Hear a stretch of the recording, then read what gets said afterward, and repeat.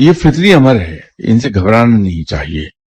صرف اگر ہم ایک کام کر لیں کہ جو ہی ایسے الٹے خیالات آتے ہیں تو لاحول پڑھ کے اپنے آپ کو ہم یہ سمجھائیں کہ میں جس رب کا بندہ ہوں وہ قائم و دائم ہے، اور الحمدللہ وہ ہمیشہ زندہ و قائم رہنے والا ہے.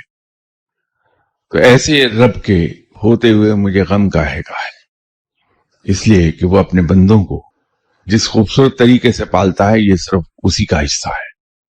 اور جس طرح سے اس نے موت کو زندگی کی حفاظت پر معمور کیا ہے یہ اسی کا حصہ ہے. اور موت ایک ایسی حقیقت ہے جس سے کوئی آج تک فرار نہیں ہو سکتا. جو چیز آ کر رہے گی، جو چیز واقع ہو کر رہے گی، اس سے خوف کس بات کا ہے، اس سے گھبرانا کیا.